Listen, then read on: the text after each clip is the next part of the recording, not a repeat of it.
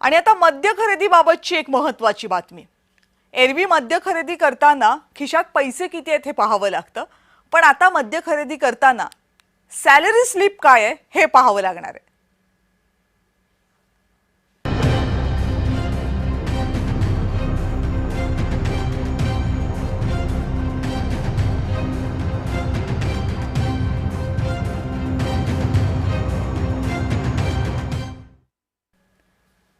पगार जर 12 लाख रुपये असेल तरच दारूच्या दुकानात दारू मिळेल, हा नियम आहे।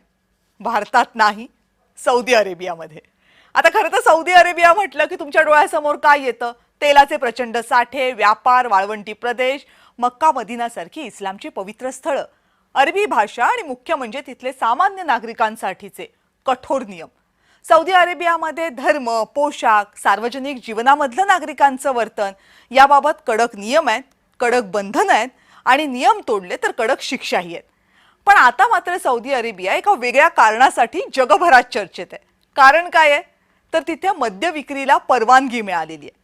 व्हिजन 2030 अंतर्गत चक्क मद्य विक्रीबाबत सूट देणारा निर्णय घेतला गेलाय आणि तो त्याच्या विशिष्ट अटीमुळे चर्चेत आलाय।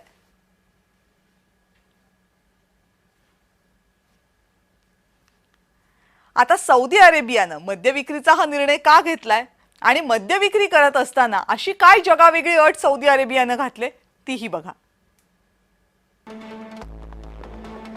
पूर्वी काय परिस्थिती होती? इस्लामच्या शरिया कायद्यानुसार मद्याबाबत अत्यंत कठोर नियम आहेत सौदी अरेबियामध्ये।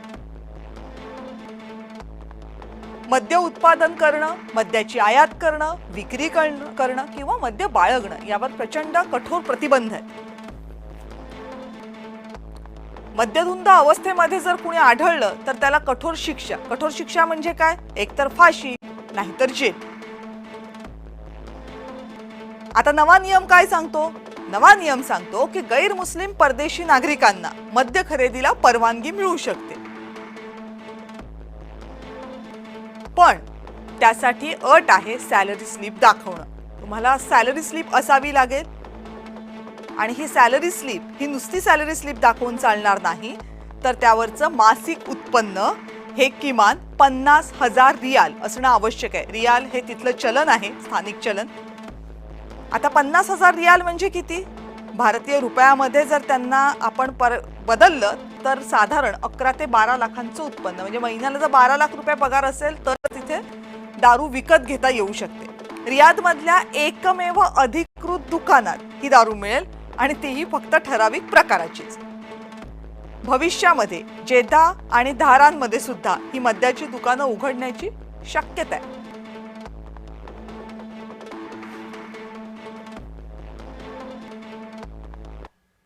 म्हणजे असे जगाला चक्रावून टाकतील असा काय हा एकमेव नियम नाहीये सौदी अरेबियामधला। आतापर्यंत महिलांनी काम करण्यासंदर्भात, विवाहाच्या संदर्भात, पोशाखाच्या संदर्भात अनेक कठोर नियम सौदी अरेबियामध्ये होते, काही आहेत। पण आता अचानक मद्य विक्रीबाबतचा हे निर्णय बदलल्यामागे नेमके कारण काय आहेत हाही प्रश्न आहे। मुळात सौदी अरेबिया हा खनिज तेलावर आपली गुजराण करणारा देश आहे, पण खनिज तेलाचे साठे हे अमर्यादित नसतात, ते मर्यादित आहेत। त्यामुळे आज ना उद्या ते संपणार आहेत। सध्या सौदीचे युवराज मोहम्मद बिन सलमान, ज्याला MBS म्हणूनही ओळखलं जातं, गेल्या अनेक वर्षांपासून या देशामध्ये अनेक मूलभूत बदल करतात। जर सौदी अरेबियाची अर्थव्यवस्था वाढवायची असेल तर मग परदेशी गुंतवणूक लागणार आहे आणि विशेष म्हणजे सौदी अरेबियामध्ये असलेलं पर्यटन हे वाढावं लागणार आहे, तरच परदेशी माणसं येतील आणि पैसा येईल। पण अत्यंत जाचक नियम असलेल्या या देशामध्ये परदेशी कर्मचारी सुद्धा फार काळ राहत नाहीत, कारण त्यांना सवयीचं असलेलं स्वातंत्र्य इथे नाहीये, करमणुकीची साधनं नाहीयेत। त्यामुळे ती सगळी साधनं इथे असणं हे गरजेचं आहे जर परदेशी नागरिकांनी इथे राहणं किंवा परदेशी गुंतवणूक इथे येणं हे सौदी अरेबियाला गरजेचं वाटत असेल। आणि म्हणून आता सौदीमध्ये चित्रपट आणि संगीत सोहळ्यांना परवानगी देण्यात येते, जी आधी नव्हती। महिलांनी नोकरी करण्याबाबतचे नियम आधी खूप कडक होते, आता तेही शिथिल करण्यात आलेले आहेत। आता काही प्रमाणात महिलांना इथे काम करता येतं, घराबाहेर पडता येतं। या मोठ्या बदलांचा भाग म्हणून आता परदेशी नागरिकांना दारू विकण्यास परवानगी देण्यात आलेली आहे, पण ही सूट सौदी अरेबियातल्या नागरिकांसाठी नाहीये, फक्त तिथे असणाऱ्या गैर मुस्लिम नागरिकांसाठीच आहे। धर्म संरक्षण करताना काळाच्या मागे पडणं हे आपल्याला परवडणारं नाहीये याची जाणीव बहुधा MBS यांना झाली असावी आणि त्यातून हे निर्णय घेतले गेले असावेत। दुबई असतील, अबुधाबी असेल, शारजा, कतार यांच्या स्पर्धेमध्ये टिकायचं असेल तर हे कायदे बदलणं हे सौदीला आता अनिवार्य वाटू लागले।